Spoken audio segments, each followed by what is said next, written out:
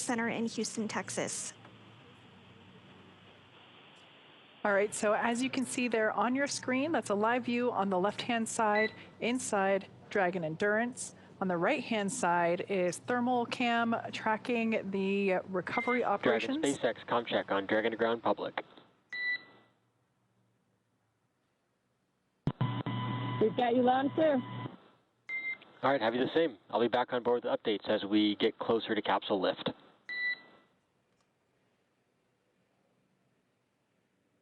Okay, we copy. Thanks. So while the crew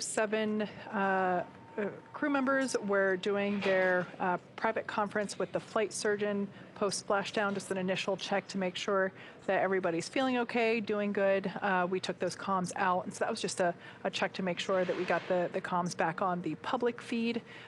This is actually here our first live view of a normal camera of recovery operations. Dragon SpaceX, be advised, we're going to be transitioning the forward link. Comm will be unavailable for approximately 5 minutes.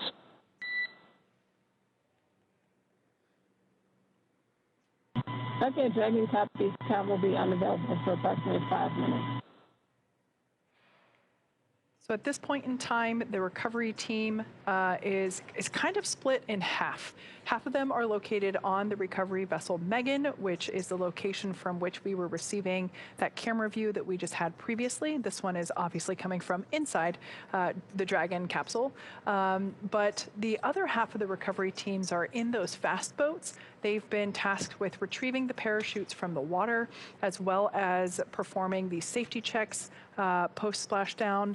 Once again, those were basically performing checks to make sure there weren't any hypergolic or pyrotechnic residuals, which, obviously pyrotechnic could be dangerous for explosive reasons, but hypergolics are incredibly poisonous if you breathe them. So we weren't able to see it super clearly on the screen. However, the crew out there had personal protective equipment to ensure that they were breathing, clean air while they were performing those checks. Those sweeps we heard were nominal, so that was the green light for the other portion of the fast boat crew to approach.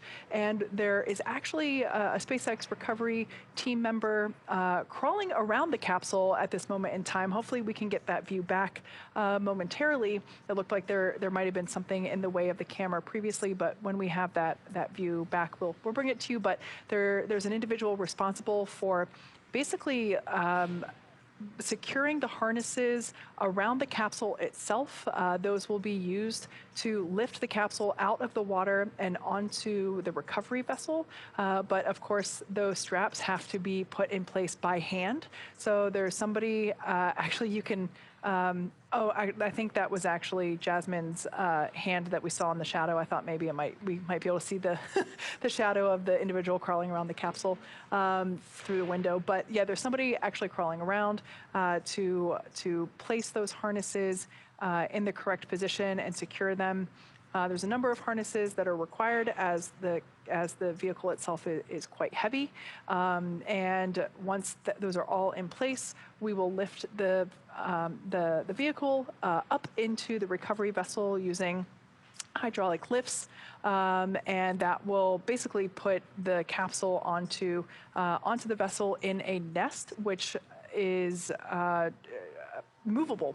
We basically plop the capsule into the nest on the aft end of the vessel, and then we translate, or we pull that nest forward so that the side hatch is at the unloading platform, which of course is where we will see the crew egress from the capsule. Now we can actually see that side hatch where they are about to egress from there at the bottom center of your screen. It's the item there that is in a black outline. Pardon me. That side hatch is the same hatch that they used to ingress.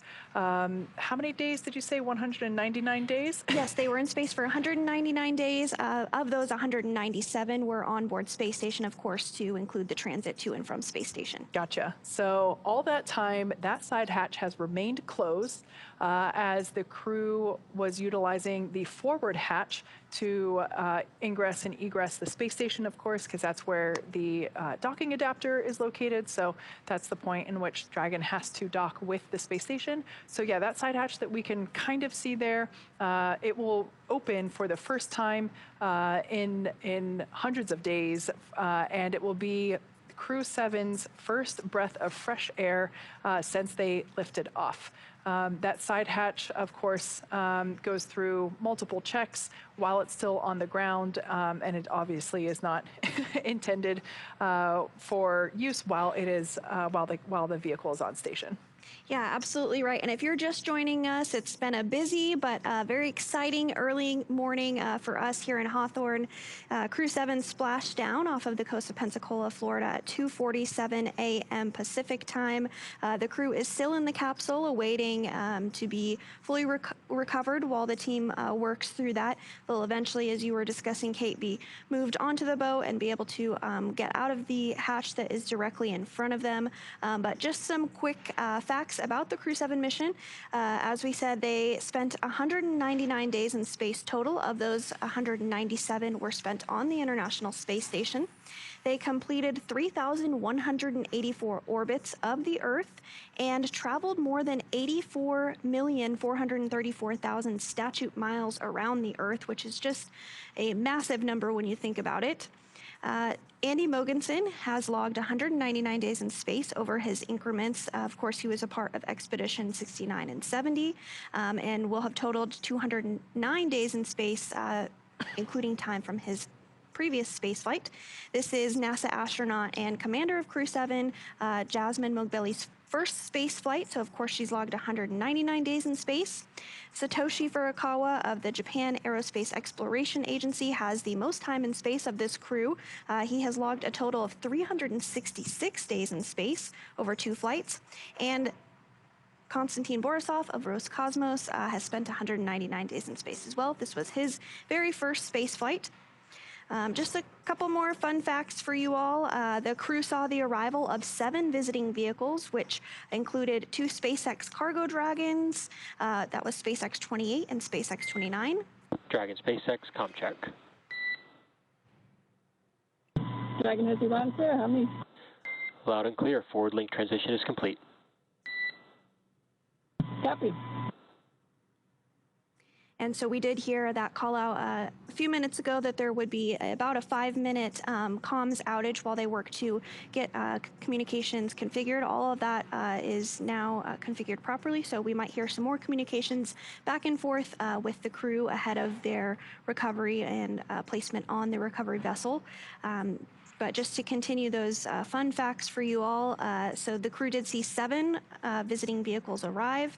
They saw 7 visiting vehicles depart, and there was 1 spacewalk that took place during the Crew 7 mission, and that included NASA astronaut Jasmin Moghbeli for a 6-hour and 42-minute spacewalk, the very first in her career. Wow, what an incredible stay on station. And the hundreds of science experiments that they also contributed to as well, so they were certainly busy during this increment. I bet they're probably looking forward to a nap or two once they are back on firm ground and have gone through their end of mission proceedings.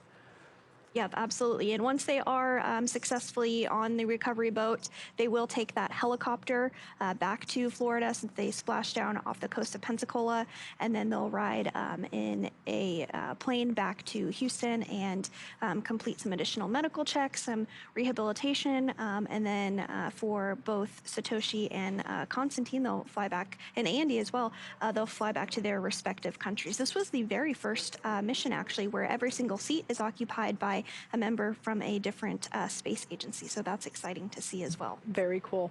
Now, on the note of recovery after performing a long duration space flight, we will be assisting the crew members outside as they egress through the side hatch.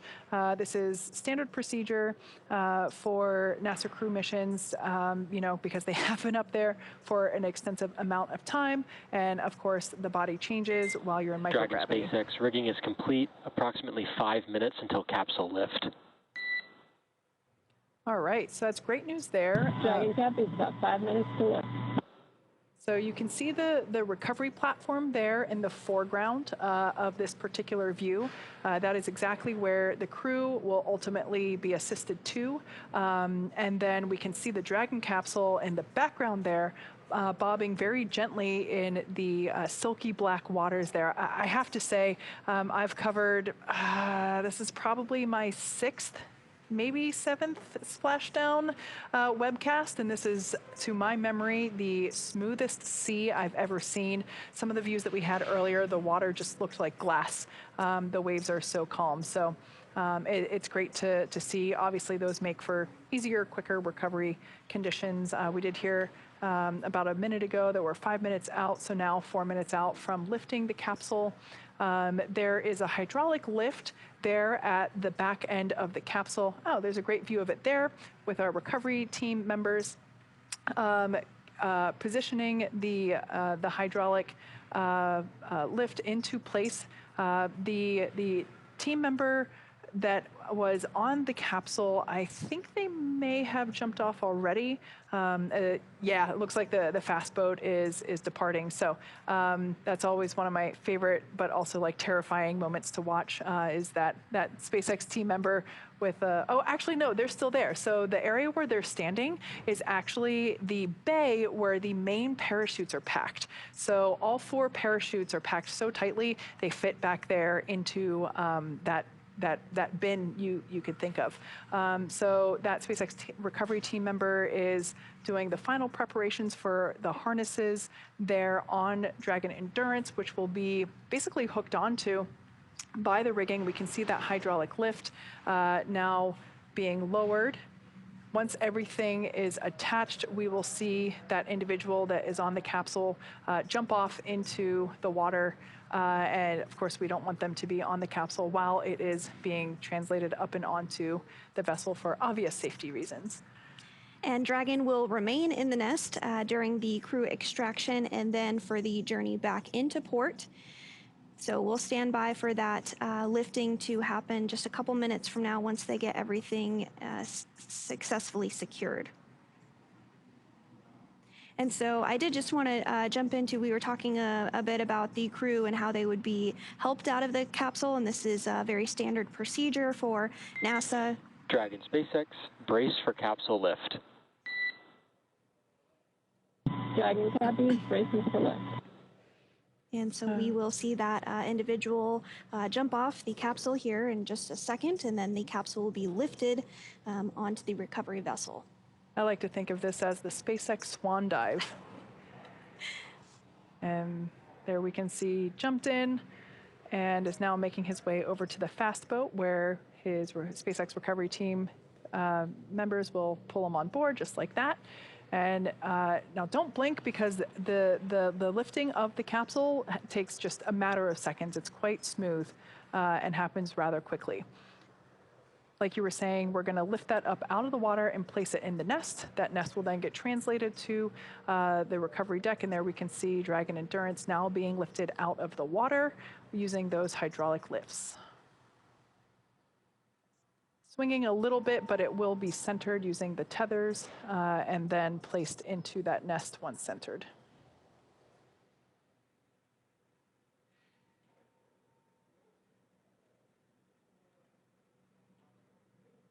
All in all, this seems like a pretty quick recovery. Let's see, if we had Splashdown at 247. 57.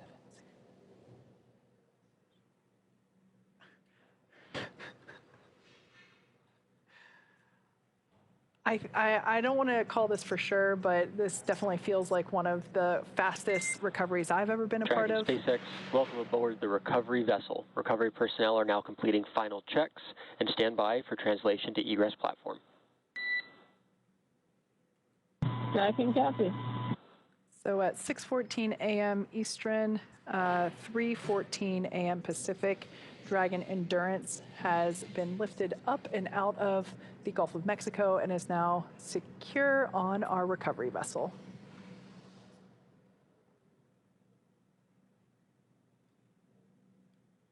And so next up, we will see Dragon appear to slide forward as it gets a little further in on the recovery vessel, and then the team will work to open up that hatch and get the crew out. Again, we do expect the crew to be assisted in getting removed from the capsule because they have been aboard the International Space Station for the past 6 months. Even though they work out for a couple hours a day to maintain bone and muscle health, the adjustment back to the 1G environment on Earth can be something that takes a little getting used to. So as a safety precaution, we always do just help any of our crew members returning from space out of the vessel. So again, we're about 30 minutes or so since we splashed down, or since Crew 7 rather splashed down off the coast of Pensacola, Florida. They're already on the recovery vessel, and we are just awaiting the next steps in the process in order to get the crew out safe and sound.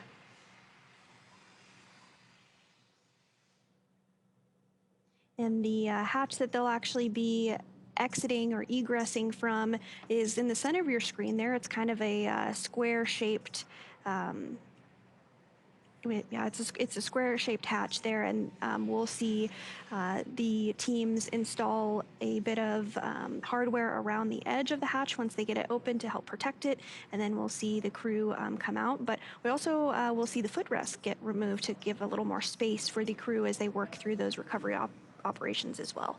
Yeah, absolutely. It's we want to ensure that astronaut safety is, priority number one, and removing those footrests helps with that because, like you said, we will be assisting the crew to egress out of the capsule, and removing the footrest just gives the recovery teams a bit more room inside the capsule to move around along with the crew. Absolutely, and you can see a more internal view of the hatch that we were just referring to there. Towards the lower portion of your screen, you can see the black outline around it. That is, of course, the hatch that the crew will exit out of. That's been closed since they entered in Dragon all the way back in August for their launch.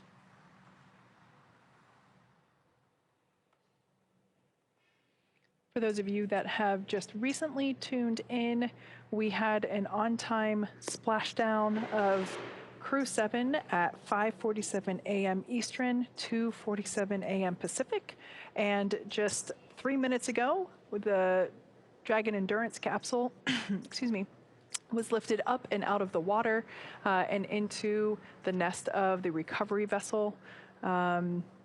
The recovery vessel utilized for Gulf operations is Megan, and one not being used today is for the Atlantic operations. And what we see here are, this is a cool view because we can see it better now. I want to point it out before we lose it, is that bay where the main parachutes are stored. That is the rounded square just below the side hatch, right underneath where that individual is stepping into.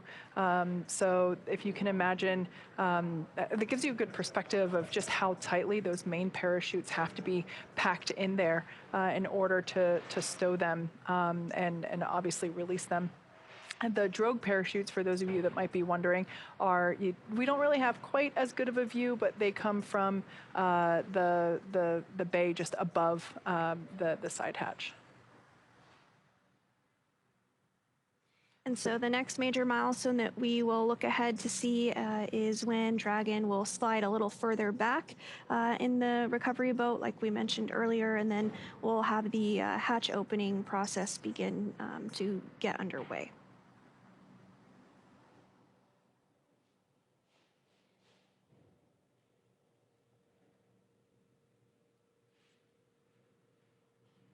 So again, everything continuing to go really smoothly this morning following a splashdown at 2:47 a.m. Pacific of Crew 7, completing their 199-day mission in space, 197 days aboard the International Space Station.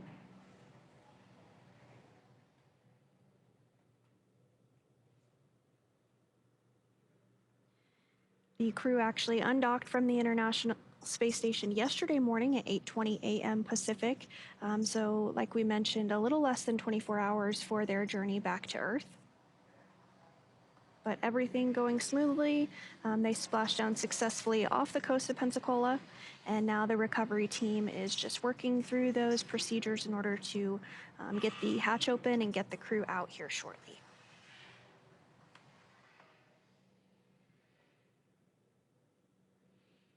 At this point in time, as you can see, the Dragon vehicle is still positioned at the aft end of the recovery vessel.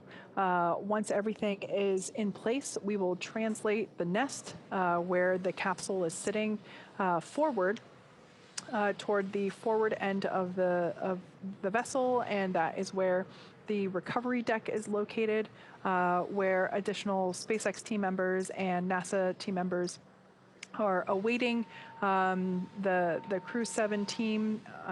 SpaceX team members will go through the side hatch opening procedure, which involves an additional sweep for hypergolics and like you mentioned earlier, removing the side hatch and placing a bit of protective covering around the edge of the side hatch. This helps to protect not only the capsule, but also the team members that are going in the capsule to help the Crew 7 crew members egress through the side hatch.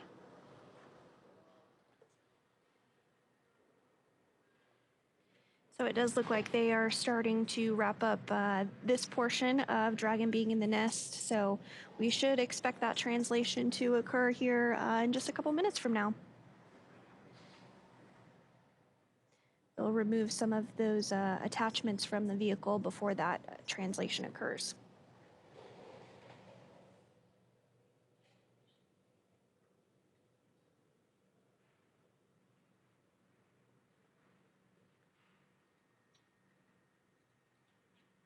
And so from this view, we do have a pretty good view of both the nose cone being closed, which closed prior to splashdown, but that is the hatch that the crew used when they docked to the International Space Station, as well as entered the International Space Station. It's not the one that they're going to exit out of this morning, though. They're going to exit out of that side hatch there. You can see it in the middle of the Dragon capsule.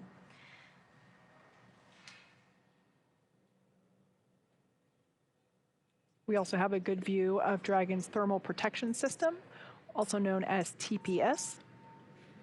That is all of the white paneling around the side. Of course, after re-entry, it is a little less white than before. If you recall, on launch day, it was a pristine white, and that is not the case anymore, as the thermal protection system has done its job, and quite beautifully. I love how no capsule return is identical. They're kind of like a fingerprint. They all look a little different.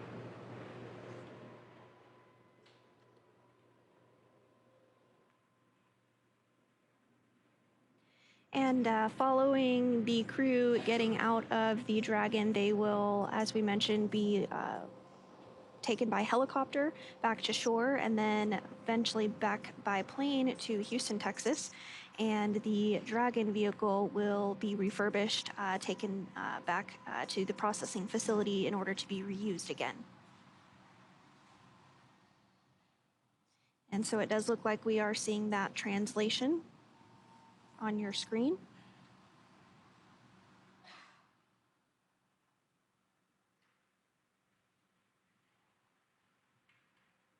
And another view here, we can continue to see that translation as it occurs.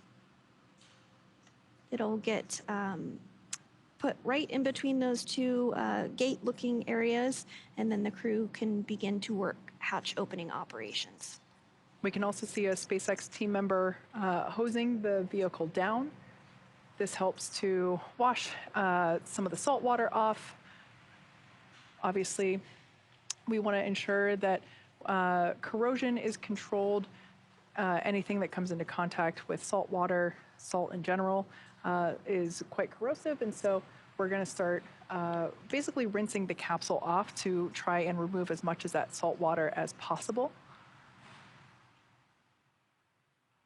And so some of the next steps that we'll see will be personnel on the recovery vessel that are specialized in opening up the hatch begin that process. Yeah, we can actually see they've donned their PPE once again. So they're going to perform some additional safety checks to ensure that there are no hypergolic residuals or fumes there around the side hatch. Once again, this is the hypergolic fumes are toxic if you breathe them in. So we want to ensure that none of those are remaining.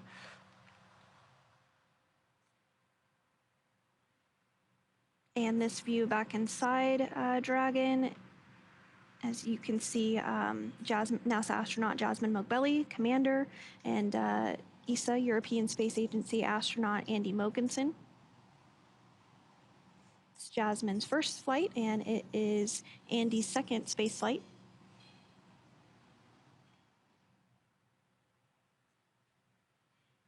And so we also do have medical doctors on board that help to take care of the crew after the hatch opening and will conduct a series of initial checks before they are flown off by that helicopter back to shore.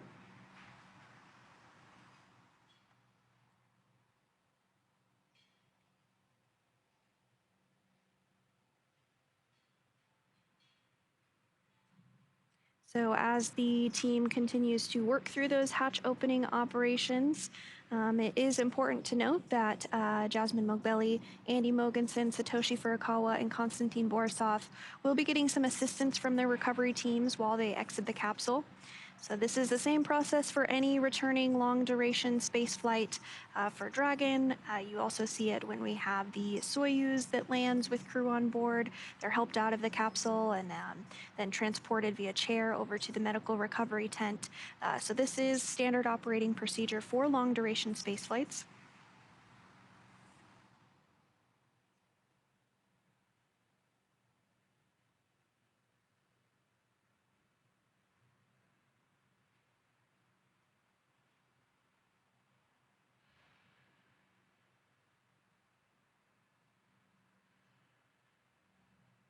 So it hasn't even been an hour since Crew 7 splashed down at 2:47 a.m. Pacific, and they are already on the recovery vessel. The team has secured them in the Dragon's nest and completed that translation maneuver to get them a little bit closer into the prime position for hatch opening. And they are beginning to step through some of those procedures to get that hatch open here shortly. Getting another view here of the hatch. You can see it pretty clearly in your screen. We can see that they've removed the access panel on the side hatch. Excuse me. That side hatch access panel basically protects the location where we perform the side hatch leak check. So we will... Dragon SpaceX, stand by for side hatch opening and egress. We'll be passing you off to the recovery team, and see you back in Hawthorne soon. Dragon captains, they're here. So yeah, that side hatch access panel is where we are able to untorque as you can see in action now.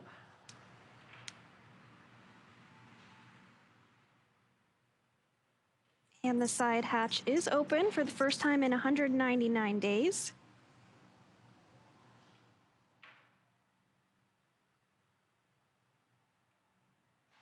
Like we're getting some waves from Crew 7. First face they've seen back on Earth since August. Once again, this is their first breath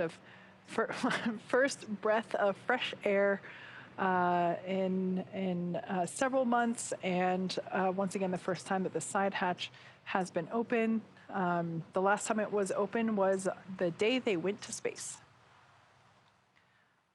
So it looks like here just the SpaceX team member doing initial check-in with the crew, making sure that everybody is feeling okay and feels ready to egress from the capsule. Probably letting them know that there is, no return trip at this moment, no rocket in place. I'll have to wait to be reassigned for the next one, I guess. Yeah, so again, Crew 7 launched back in August 26th of 2023. So in all, they spent 199 days in space. And so we will begin to see some of that safety equipment installed around the hatch just for protection purposes and for reuse capabilities. And then we'll even begin to see some of those footrests begin to be removed to just give the crew a little more space to get out. But first, the photo opportunity. Yep, absolutely. We probably couldn't see it from this view, but I have a feeling that there were some thumbs up for the photo. So at this point in time, we should see some of those footrests begin to be removed. Not entirely sure what the order will be here in terms of who will egress first. It always varies from crew to crew, but it looks like we may have some footrests coming off now. Once again, this just allows the folks that are assisting the crew in their egress a little bit more room to work. Fun fact, the footrests are custom sized to each astronaut in terms of like small, medium, or large. So in order to ensure maximum safety and comfort, we customize the footrest as well as the armrest, as well as the bucket itself, the seat bucket rather, that they sit in. As every astronaut is different, and so to ensure that everybody is able to remain comfortable and safe, those items are customized for their body proportions as well as the spacesuits themselves. Speaking of spacesuits, we can see that those visors are in the open and up position. So once the crew was safely splashed down, they were given the okay to lift the visors. No need to keep those down and in the locked position once we were outside of those dynamic events. For those of you that have just recently joined us, we had a beautiful nighttime splashdown at 5:47 a.m. Eastern or 2:47 a.m. Pacific. The Dragon Endurance vehicle is now on board our recovery vessel Megan in the Gulf, just off the coast of Florida near Pensacola, and we're now awaiting the egress or the exit of our 4 Crew 7 members, and this will be assisted out onto the recovery deck. And the recovery vessel is actually named after NASA astronaut Megan McArthur. She flew on board Crew 2. That was my first space launch I ever got to see in person, so really special to get to see her launch. She also flew on board STS-125. So great to see Crew 7 back on board Megan's namesake. We are expecting egress here in just a couple minutes. They are working to install that safety equipment around the hatch as well as remove the footrests. And so we typically will either see the commander or the pilot egress or get out of their seats first, and that's just due to the proximity of their location to the hatch. Usually it's a little easier to get one of those two out ahead of the mission specialists on either side. Now you mentioned the namesake for Megan. Of course, the Atlantic recovery vessel is named after Shannon Walker, who flew on the NASA Crew 1 mission. So we named these recovery vessels after our first 2 female astronauts to fly in our Dragon capsules. So I love the tribute there that we have paid to these incredible women that have taken part in spaceflight here at SpaceX. So as they continue to step through those procedures, again, just a reminder, we do expect the crew to be assisted out of the vehicle as well as be assisted in standing up and getting rolled away in order for those initial medical checks. This is standard for all long-duration space flights. And they'll jump right into their post-flight reconditioning period that begins on splashdown day, and it lasts for about 45 days to help return crew members to their pre-flight condition. Like we've mentioned, they do exercise while on board the International Space Station for a couple hours a day, and that does help maintain some bone and muscle mass and prevent that loss. But because of the microgravity environment of the International Space Station, there is still a recovery period that takes place. And again, that's about a 45-day period to just get them back to pre-flight condition. Now, immediately after they egress from the capsule, they will be transported back into, excuse me, one of the medical bays that are on board the recovery vessel, where they will be seen by the flight surgeon for a preliminary medical checkup immediately after egressing.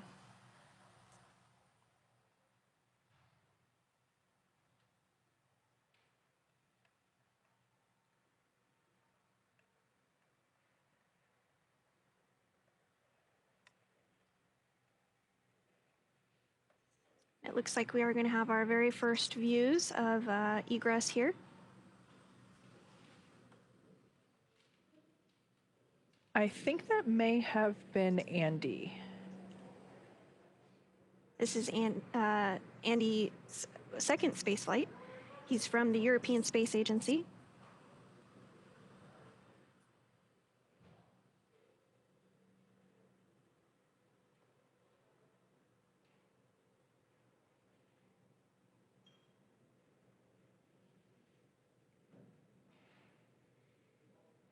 And Andy Mogensen now out of Crew 7 capsule.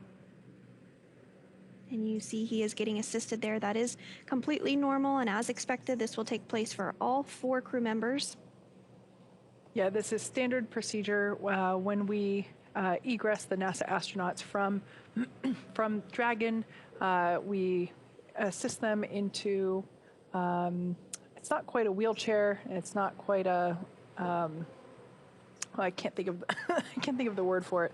Not a gurney, but we roll them back into the medical bay, and this just helps ensure their safety, because sometimes, even though we had amazing recovery conditions tonight, it's not always the case. Sometimes we can get wave height of a couple feet, which could make for an unstable vessel. So regardless of the sea conditions, we always assist the crew in getting out of the capsule and making their way back to the medical bay.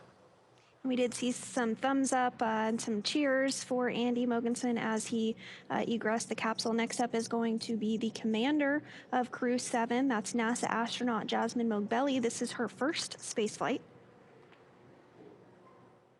What an experience it must be, this first time of feeling gravity for really kind of the first time, because if you're born into it and you don't really know what it's like to not feel it, this, I could imagine it would be quite an experience to feel it and really feel it for, at this magnitude for the first time. And some waves there from NASA astronaut Jasmin Moghbeli.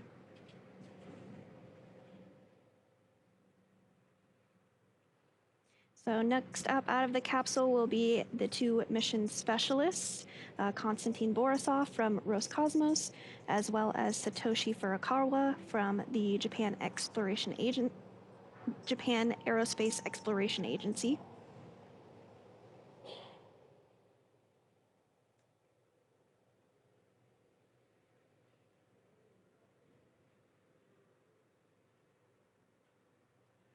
So if you're just joining us, Crew 7 splashdown off the coast of Florida at 2:47 a.m. Pacific.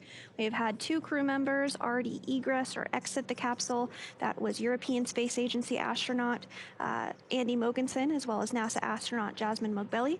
And there's 2 more astronauts on board, and we're working through those egress procedures, everything going really smoothly. Following this, the crew will fly back to shore via helicopter, and then they will fly by plane back to Houston, and from there they will go to their respective countries. Again, as we mentioned, this is the very first space flight where every single seat was occupied by a member of a different space agency. We are seeing on our screen there another one of the footrests as it is removed, just to give the crew, the recovery crew rather, a little more space in order to help get the crew out.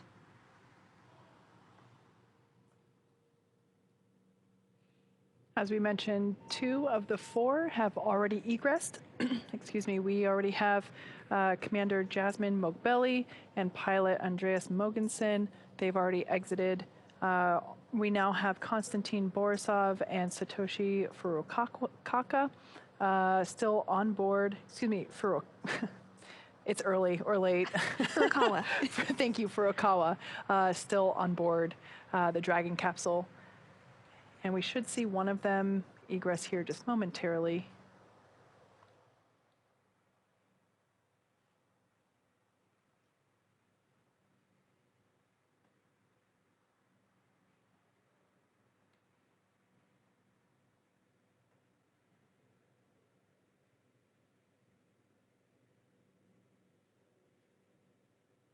And it looks like they're beginning to egress now.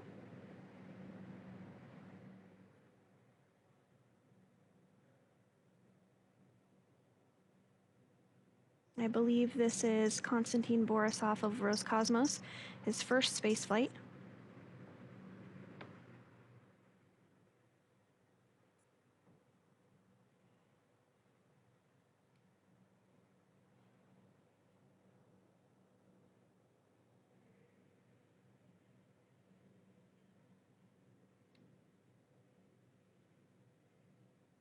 And Konstantin Borisov has successfully egressed.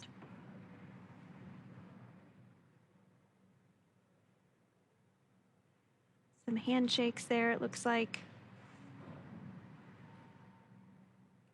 Thumbs up and happy waves. Yep.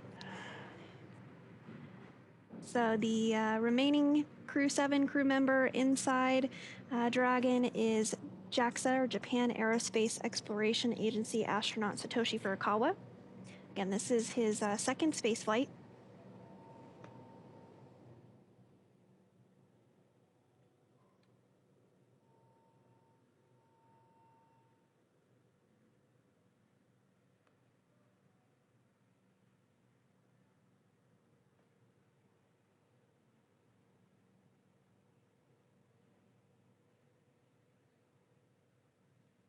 And so Satoshi Furukawa actually has the most time spent in space of Crew 7. He's logged a total of 366 days in space over 2 flights. So just a little over a year in space in all. That's incredible.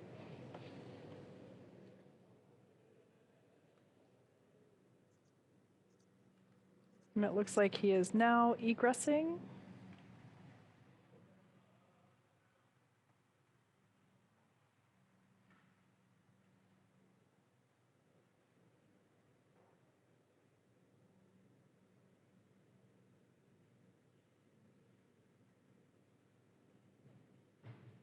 Once again, this is standard procedure for assisting all the crew members into the medical bays.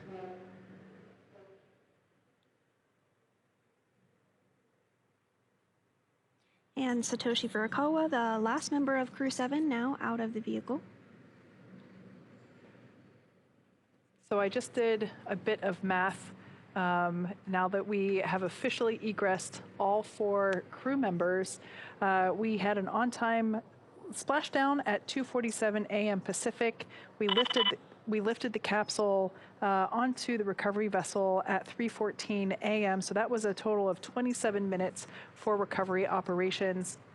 And then it was from 3:14 a.m. to 3:42 a.m. when we completed egress, another 28 minutes. So it basically took just as long to lift them out of the water as it did to bring them out of the capsule.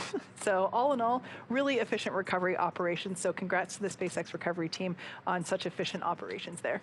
Absolutely, less than an hour from splashdown to egress, so great to see that. And now that Jasmin, Andy, Satoshi, and Konstantin are safely back home on Earth and getting checked out by the NASA medical team, we're going to wrap up our live coverage of their return. So this all kicked off on in August of 2023 from historic launch pad 39A at the Kennedy Space Center in Florida. After a successful liftoff and separation from Falcon 9, Jasmin Andy, Satoshi, and Konstantin made a 29-hour flight on board Dragon to the International Space Station. And since arriving at the space station, they spent nearly 6 months as members of Expedition 69 and 70, executing science experiments, a spacewalk, and repairs while aboard the orbiting laboratory. Their journey home began about 19 hours ago on March 11th when they closed the hatch to Dragon and undocked from the space station at 8:20 a.m. Pacific time. After 4 successful departure burns and a phasing burn to line up their orbit, Jasmin, Andy, Satoshi, and Konstantin rested for a few hours before waking up to prepare for re-entry this morning. We jettisoned Dragon's trunk and performed our final on-orbit maneuver, the approximately 14-minute-long deorbit burn at 1:56 a.m. Pacific time, or 4:56 a.m. Eastern time, and that ultimately is what put Dragon on its path home. The spacecraft re-entered the Earth's atmosphere and slowed its descent with successful deployments of 2 drogue parachutes and 4 healthy mains, with the final splashdown occurring off the coast of Pensacola, Florida at 2:47 a.m. Pacific time, or 5:47 a.m. Eastern time. Now, as you saw following that successful splashdown, we saw SpaceX recovery experts move in quickly and prepare Dragon Endurance for its lift into the recovery vessel, or onto the recovery vessel, and in just a little less than an hour following splashdown, we saw Jasmin, Andy, Satoshi, and Konstantin make their way out of Dragon and into the recovery ship's medical facilities, safe and sound. Next up, they'll catch a helicopter flight back to shore where they'll transfer to aircraft that will take them home. Jasmin, Andy, Satoshi, and Konstantin will take a NASA plane for the short flight back to Houston, and then they'll be reunited with families to bring an end to this mission. It's been an honor and a privilege to share this journey with all of you as we continue in this new era in human spaceflight. Return today marks the end of the direct handover that we just executed after successfully launching the Crew 8 mission to the space station just a little over a week ago. It's been an incredible honor and joy to share this mission with the public. All of the teams from SpaceX and NASA continue to work hard to keep America leading the world in human spaceflight. Continue to follow SpaceX and NASA online and on social media for updates for the very latest on crew and cargo flights to and from the International Space Station. And we will, of course, continue to share the progress of Jasmin, Andy, Satoshi, and Konstantin on social media as they travel back home. We also have a post-splashdown media telecon coming up at approximately 4 a.m. Pacific, 7 a.m. Eastern, where leadership from NASA, JAXA, ESA, and SpaceX will share a final update as we conclude this successful mission. So we'll say thanks one more time for tuning in and cheering on Jasmin, Andy, Satoshi, and Konstantin as they made their return back to Earth. From all of us at NASA and SpaceX, welcome home, Crew 7, and on behalf of the many incredible females who have supported Crew 7 and contributed to the success of this mission across NASA and SpaceX, ESA and JAXA and Roscosmos, happy Women's History Month. So long.